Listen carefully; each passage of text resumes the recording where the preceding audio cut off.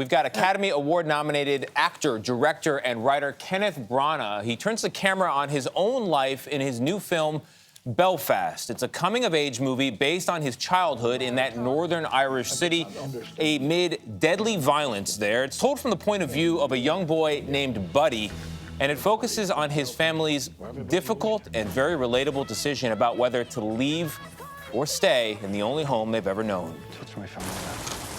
I think my dad wants us to leave Belfast.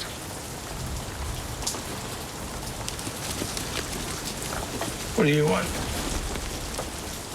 Every night, before I go to sleep, when I say my prayers, I ask God if he'd fix it, so that when I wake up in the morning, I'm the best footballer in the world. And then I also ask him as well, that when I grow up, can I marry Catherine? Even if she loves Ronnie Boyd. But you could still see him. But you'd marry me. That's what I want. And Kenneth Branagh joins us now. Kenneth, congratulations on a beautiful movie. Yes. Thank you very, very much. Yes, I second that emotion. Thank you, Yes. Gayle. It's a gorgeous piece of work shot in all black and white, effectively one family's story in a country's story. It's called The Troubles, probably the more understated terms for 30 years of violence. Sure.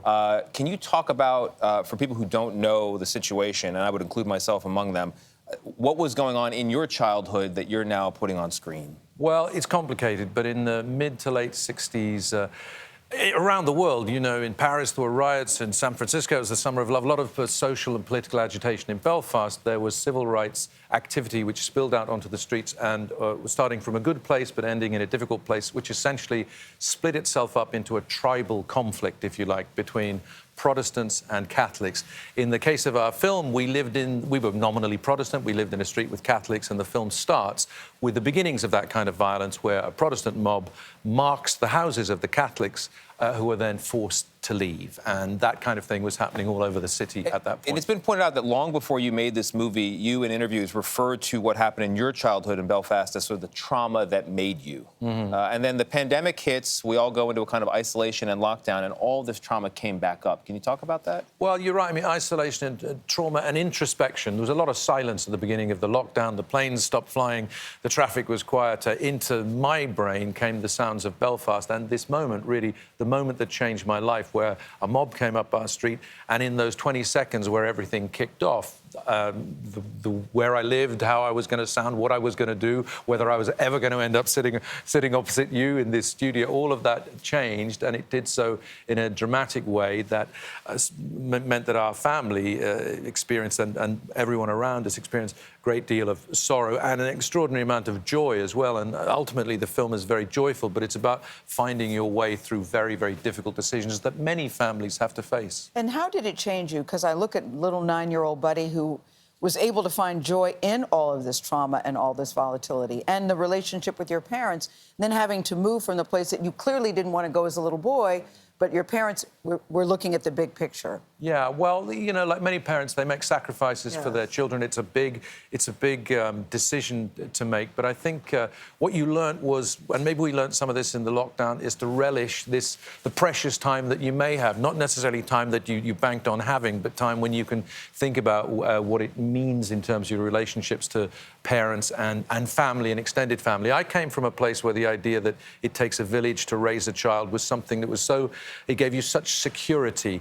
When we moved away, there was this sense of being slightly lost. And in a way, I felt subsequent to this moment in my childhood that I sort of lost my way. And the film is a sort of a way to come back home. But part of what's so beautiful about the film, and you say it takes a village, but really, like, the community is just your street. It's so local, which I think would be very relatable to a lot of people. And you were telling us earlier that in your actual life, when you were a boy there, just a few streets away, other boys your age were dying. Yeah, and on that very same day, August the 15th, 1969. So it's not a fantasy. It did happen. It was the beginning of 30 years of, you know, what you might even more sort of properly call the sorrows, not the troubles, because it contained such such difficulties for the people of that region. But miracles have occurred since. It's an imperfect and fragile peace, but an amazing journey across my lifetime has happened in that part of the world.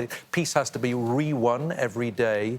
But some of the lessons that we learned then, for me, it's a thrill that people around the world seem to be recognizing them. Moments of conflict or displacement in their own lives means that people from Iran, Nigeria, Haiti have come up to me and said, that's my story. You're telling my Yeah. story. Yeah, And that's best of all. You mentioned the duality, the pain and the joy. I mean, this is a deeply personal story.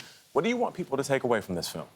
Well, I hope that they can look at their own lives and maybe, as I tried to do, go back and shake hands with the 9-year-old kid who was doing the best he could. And so were his family. And I think the preciousness of the time that we have and the preciousness of all those cliched-sounding things, but love between family members, support, the ability to try and the Belfast people really do this, and the film really tries to do it, as tough and as dark as it gets. You've got to find a way to laugh or find some humour or brightness. That's right. You've got to put one foot in front of the other, and in so doing, you know, respect your fellow man and try and get on with making a better world. Those cliches, not so cliche after all. And you said if your parents were alive, you wouldn't have made this movie, but I would think they'd be very proud. Yes. Kenneth, of what you've given to us. Well, Absolutely. You're very kind to say No, that. I mean that. I do appreciate it. I know that they would be very, very pleased with the actors who we cast as them, because my mother particularly would think, oh, she dances just like how I like to dance, and